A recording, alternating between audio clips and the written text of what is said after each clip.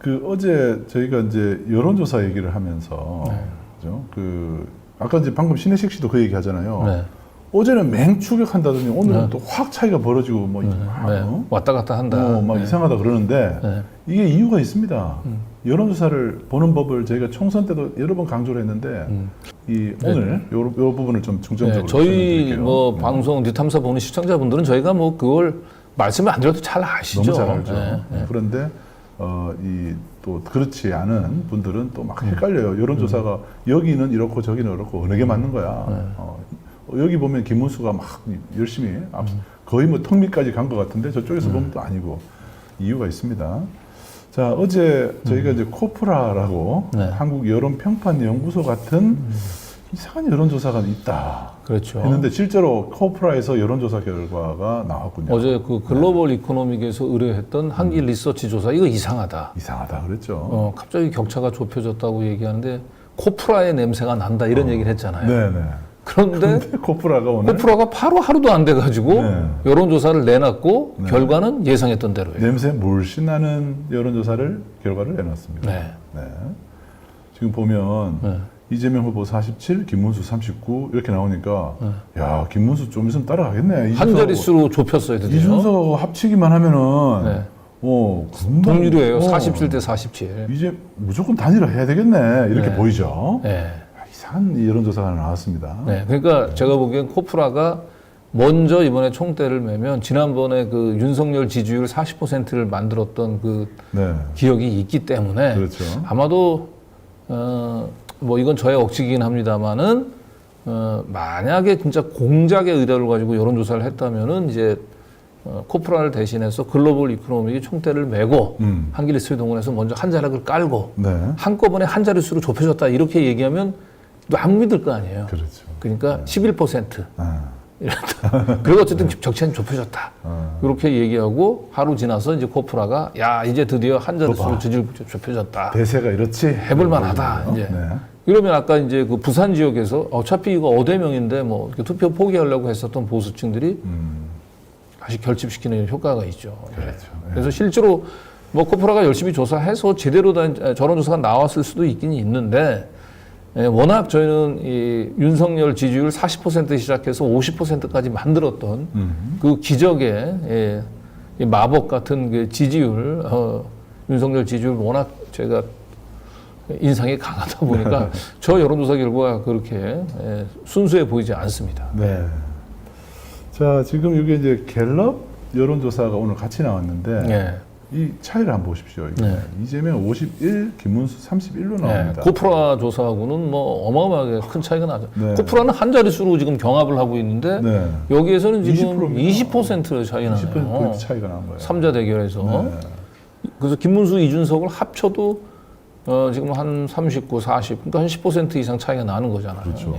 갤럽이 이제 약간 보수 성향의 여론조사 기관인데도 저렇게 나오는 겁니다. 그리고 서울에서는 거의 더블 스코어가 나는 거잖아요.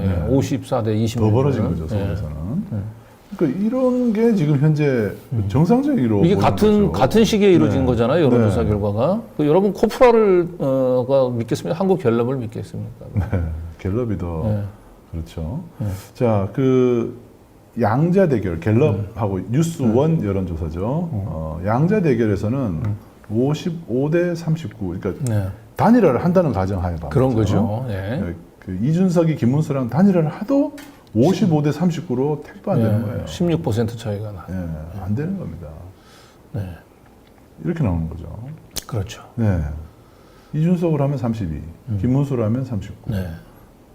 이준석이 김문수랑 단일화 하겠습니까? 이래가지고.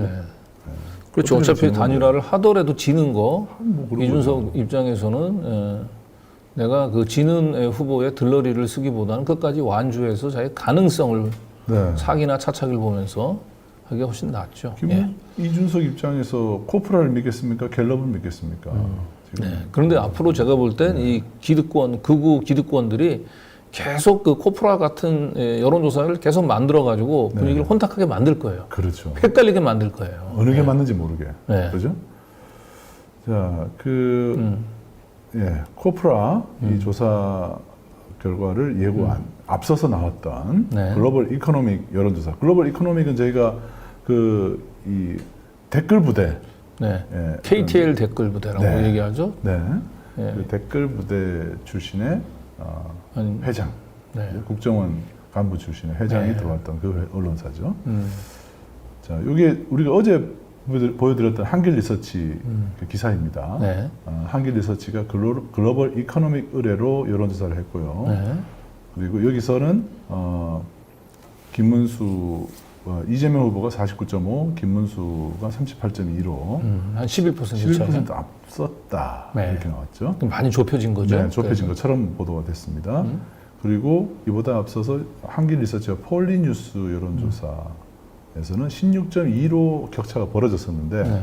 4.9%포인트 줄어들었다. 그러니까 격차가 16.2에서 하루 이틀 만에 이제 11.3으로 네. 한 5% 가까이 격차가 줄어들었다는 네. 거죠. 그러니까 어제 같은 경우는 진짜 격차가 줄었네. 저거는 네, 뭐 어느 이렇게 정도 보이죠. 저럴 수도 있겠네 이렇게 본 거죠. 네. 저러 조사가 없이 오늘 그 막바로 코프라 조사가 나갔다면 이거 가짜야 금방 그렇지. 대본에. 그렇죠. 그런데 이제 전날 이 글로벌 이코노미 의뢰 조사 결과가 있기 때문에 예, 오늘 코프라가 좀 더 질른 거죠. 예, 그거를 지를 수 또- 있었던 걸로. 또 역시 보수 극우 매체인 문화일보가 또 이거를 또 받았습니다. 네. 분석해주고. 그러니까 이렇게 서로 팀 플레이가 돼요, 언론사들끼리는. 네. 그리고 어제 분명히 얘기했잖아요. 저희가 이 글로벌 이코노믹 조사를 보고 그 코프라의 냄새가 난다고 얘기를 했는데 네. 정확하게 우리 예측하기에 참 하루 만에 어떻게 우리는 하루 먼저 보도하는 것 네, 같아요. 예. 네. 코프라가 우리 기사를 봤을 리는 없는데 네. 오늘 여론조사 결과를 내놓으면서 어제 뉴탐사 보도를 보신 분들은 네. 거 봐라 코프라 보도 그 기사를 보면서 거 봐라 뉴탐사 보도했던 대로 이렇게 나오지 않냐. 네. 이게 다 이 문제 있는 보도다. 네. 이런데 오늘 왜 문제가 있는지를 한번 보여드리겠습니다. 자, 이 글로벌 이코노믹에서 이재명 대선 후보 지지율 조사죠. 이렇게 보면 49.5 대 38.2로 굉장히 격차가 좁혀진 것처럼 11%. 보이죠. 네, 격차가 좁혀진 것처럼 보여요. 그런데 정치 성향별로 보면은 우선 이것부터 보여드리죠. 보수가 벌써 엄청 많이 모여 있죠. 진보가 420명인데 보수가 586명이 됩니다. 이걸 이제 가중치를 줄여도 이렇게 많아요. 그리고 중도만 보면은 53.4 대 28입니다. 거의 더블 스코어예요. 네. 네, 중도는. 네. 그러니까 이게 지금 오늘 갤럽에서 나온 거랑 비슷하다는 거죠. 그렇죠. 네. 그러니까 중도 표심이 사실상 대선 승패를 가르는 거예요. 네, 네. 그게 최종 결과일 가능성이 있습니다. 보수층 과표집을 해서 보수층 많이 넣어서 전체 총합에서 좁혀졌다 하더라도 네. 중도층의 표심이 그 좁혀지지 않으면 그거는 실제 표심의 결과를 볼 수는 없습니다. 네.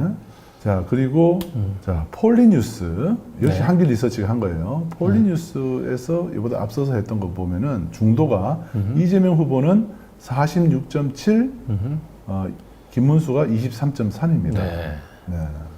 이것도 더블 스코어죠. 네. 그러니까 이 역시 보수 보십시오. 371명이 응답을 했고 진보가 267입니다. 네. 중도가 297이고요. 보수로 엄청 결집되고 있다는 걸 보여주고 있습니다. 네. 그러니까 폴리뉴스나 아니면 이 글로벌 이코노미 둘 다 중도층만 놓고 보면 뭐 격차가 지금 20% 이상 지금 벌어져 있는 걸 확인할 수 있어요. 네. 그 중도층 표심은 달라지지 않거나 더 벌어졌다라고 하는 걸 알 수가 있는 거죠. 그렇죠. 네. 그래서 저희가 이 응답자 수를 두 개를 비교해 봤습니다. 1,001명, 폴리뉴스가 1,001명, 네. 글로벌 이코노믹은 1,513명입니다. 그런데 비율을 보십시오. 보수 쪽 응답자 수가 40% 육박합니다. 네. 10명 중에 4명이 보수예요. 그러면 사실상 이거는 보수 쪽 여론조사나 마찬가지입니다. 중도나 진보 같은 경우를 보면 30%에 미치지 못하고 있습니다. 네. 각각 보면은.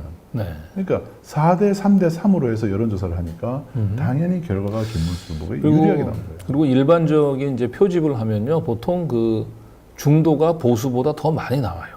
보수가 중도보다 더 많이 나오는 거는 그냥 이거는 조금 지나치게 보수가 과표집됐다 이렇게 보시면 되거든요. 그러니까 명태균처럼 샘플을 조작하는 방법도 있고 또 하나는 질문지를 보수 쪽에서 응답하기 쉽게 네.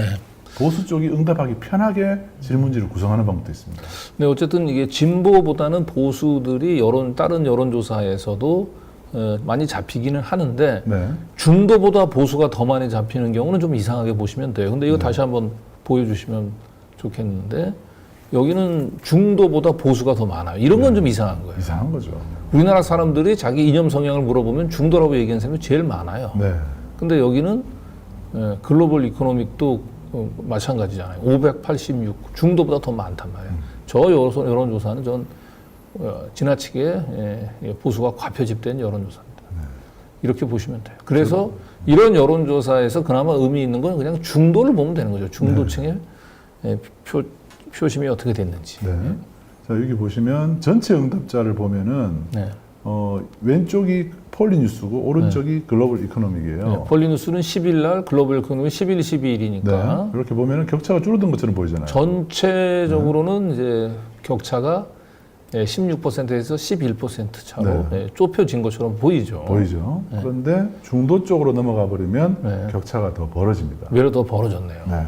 그리고 지금 오늘 갤럽의 여론조사 결과가 이거잖아요. 이거죠.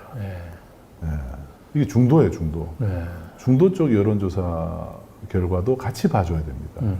이게 참 우리 유권자들 입장에서는 이게 그 여심이 들어가서 결과지까지 다 봐야 되기 때문에 그것까지 보는 사람들이 잘 없어요. 그런데 하여튼 유탐사에서는 이렇게 이상한 여론조사가 나오면은 중도 쪽도 봐야 됩니다라고 따로 이렇게 저희가 자료를 정리해서 따로 보여드리겠습니다. 근데 실제로 이렇게 중도 쪽 이상하게 보수 좌표집이 돼 있다 그러면 중도 쪽의 결과를 같이 비교해 보시라 이런 얘기를 오늘 꼭 드리고 싶습니다. 네. 근데 보통은 이제 여론조사 공표 당일날 이제 중도 표심을 따로 그 언론사에서 보통 요즘은 이 얘기를 기사를 제공하거든요. 결과를 공개하는데 어제 글로벌 이코노믹에서는 그 총 전체 여론조사 전체 응답자의 그 지지 성향만 지지 결과 득표율만 지지율만 공개를 했고 중도층이 어떻게 되는지를 이건 의도적인 거예요, 사실. 그렇죠.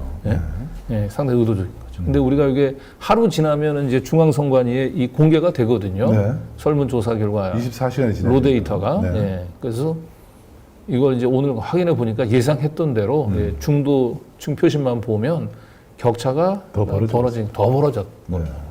이러니까 이걸 빼고 보도를 한 거예요. 이건 다분히 그 언론사가 의도를 가지고 보도를 한 겁니다. 자, 그러면 중도 쪽의 격차는 그러면 왜 벌어지겠습니까? 윤석열 때문 아닐까요? 중도 쪽에서는 윤석열이 윤석열도 그렇고 이제 그 국힘당 그 지도부가 난리를 치고 있고 그리고 뭐 홍준표 또 한동훈 지지자들 같은 경우는 이번 대선에 사실상 지금 김문수에 대한 이제 그 불만 때문에 이미 거기는 이제 또 한 발 물러서 있거든요. 그래서 중도 쪽의 응답 지지율이 매우 꼭 체크를 해보셔야 된다고.